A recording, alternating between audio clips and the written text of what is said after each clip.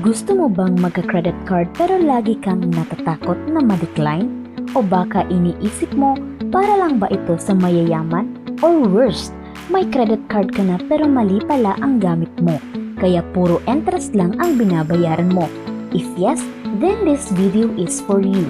Sa video na ito, ituturo ko paano mag-apply ng credit card step by step, kung sino ang pwedeng ma-approve, ano ang requirements, at mga tips para hindi ma-decline, lalo na kung first time mo pa lang.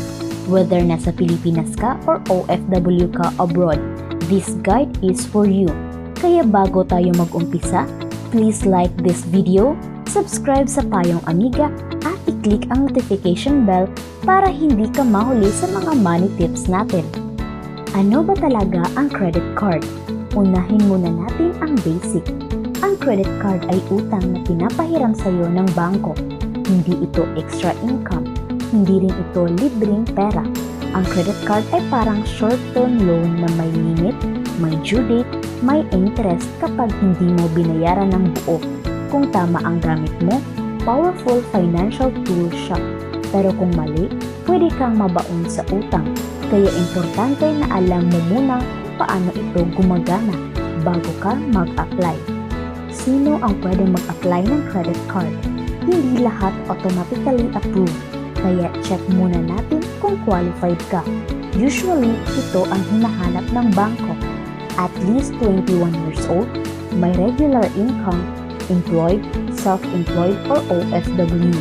May valid IDs, may stable address, kung empleyado ka sa Pilipinas, at least 6 months to 1 year employed. Kung OFW, may valid contract, may proof of income. Kung first-time applicant ka, don't worry, may paraan pa rin para ma-approve. Mga requirements sa pag-a-apply. Ito na ang pinaka-importante. Ang requirements. Basic requirements. Number 1, valid government IDs, passport, UMID, driver's license, national ID.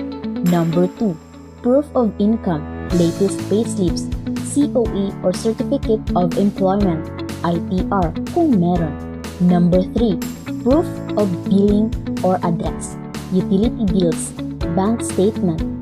Para sa OFWs, employment contract, payslips abroad, POA kung may representative ka sa Pilipinas. Tip, mas kumpleto ang documents mo, mas mataas ang chance of approval. Step by step paano mag-apply ng credit card. Ngayon, ito na ang actual process. Step 1. Piliin ang tamang credit card. Huwag basta apply lang ng apply kung beginner ka. No annual fee for life. Low credit limit. Cashback or basic rewards. Step 2. Mag-apply. Pwede kang mag-apply online sa bank website, sa bank branch, through agents. Ingat sa scam. Step 3. Submit documents. Make sure clear and scanned copies. Tama ang details, pare-pareho ang info mo. Step 4. Wait for evaluation. Usually, 5 to 15 banking days. May tatawag para sa verification. Step 5. Approval or decline. Kapag approve, ipapadala ang card sa address mo. Kapag declined, huwag panghinaan ng loob. Explain ko mamaya bakit. Bakit nade-decline ang credit card application? Maraming nag-a-apply pero nadi-decline. Bakit? Incomplete documents, mali ang info, mababa ang declared income, walang credit history, sabay-sabay nag-apply sa maraming banks. Important tip, huwag mag-apply sa maraming bangko ng sabay, red flag yan. Tips para ma-approve kahit first time. Ito ang mga sekreto para tumaas ang approval rate mo. Start with secured credit card, may holdout deposit, guaranteed approval, mag-open muna ng savings account sa bank, mas kilala ka na nila. Declare real income, huwag mag-exaggerate. Be consistent sa address at contact details. Kung OFW ka, mas okay kung may local bank relationship ka sa Pilipinas. Paano gamitin ang credit card ng matalino? Now, approve ka na. Ano next? Rule number 1. Bayaran full every month.